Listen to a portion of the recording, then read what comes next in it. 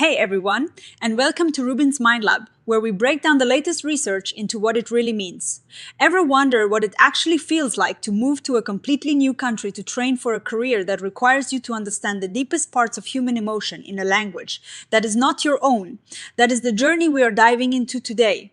Moving abroad is hard for anyone, but imagine doing it while training to become a psychologist, where you have to connect with people on their most vulnerable days, all while navigating a system that was not necessarily built with you in mind. This study is a deep dive into the life of one international student who came to the United States from a rural background in China to study counseling psychology.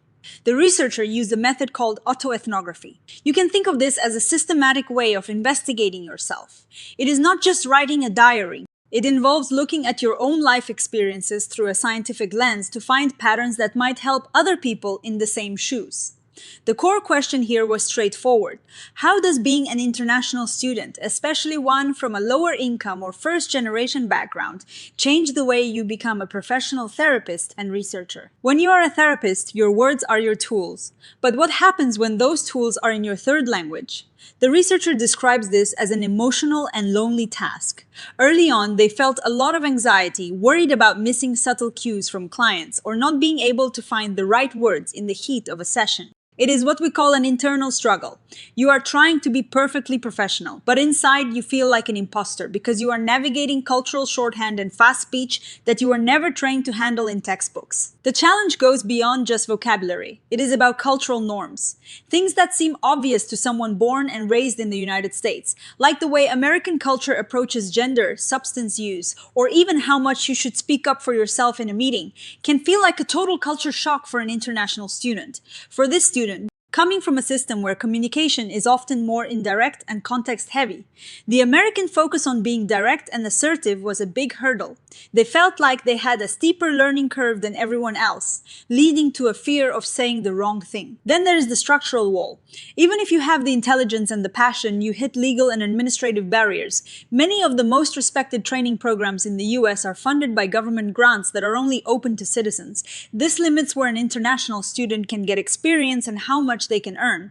For someone from a lower socioeconomic background, these restrictions are not just minor inconveniences. They are significant hurdles that create real-world financial stress and fewer career opportunities compared to their peers who do not have to worry about visa status. But here is the exciting pivot. The researcher found that these challenges were actually two sides of the same coin. By forcing themselves to work in a third language, they stopped trying to catch every single word and started listening to the broader emotional patterns. They also realized that their background gave them a unique toolkit. They started bringing in Chinese proverbs and metaphors that really helped their clients. Imagine explaining the idea of not being able to see a problem clearly because you are too close to it by using a poem about standing inside a mountain. Clients found these images incredibly helpful. What felt like a deficit at the start actually turned into a unique strength that native speakers did not have. The most powerful part of this journey was the shift in professional identity. At the beginning, the researcher was just trying to survive the system. By the end, they were actively using their own experience of being an outsider to help others. They started researching how to make mental health apps more accessible to diverse people and how to better support international students. They moved from being someone who felt they had to hide their international identity to someone who saw that identity as a superpower for understanding marginalization and pain in others. So, what does this mean for the rest of us? First, we need to realize that international students are not just people moving through a program. They are bringing a global perspective that could make the entire field of psychology more inclusive and effective. To do that, training programs need to stop treating English fluency as the only marker of intelligence and instead value the complex, bicultural, and multilingual skills these students bring to the table. Mentors need to be proactive. They cannot just wait for students to complain about barriers. They should be the ones opening the conversation about identity, immigration stress, and those hidden structural hurdles. One limitation of this study is that it is just one person. We cannot say that every international student has this exact same experience, their specific program, their home culture, and their personality all played a role. It would be amazing to see future studies look at a larger group of students to see which of these challenges are universal and which are unique to certain paths. I think this research is a strong reminder that many of our systems, whether in medicine, law, or psychology are built on default settings that only work for a few.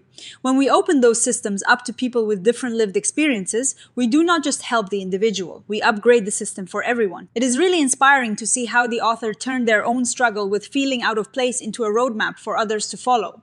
If you are an international student or someone working across cultures, let this be your encouragement to see the gaps in your knowledge not as failures, but as rooms that you are just about to fill with brand new insights. If you enjoyed this dive into the psychology of growth and identity, go ahead and hit that like button, leave a comment about a time you had to adapt to a brand new environment, and make sure to subscribe to RUBIN'S Mind Lab for more deep dives into the human experience. See you next time.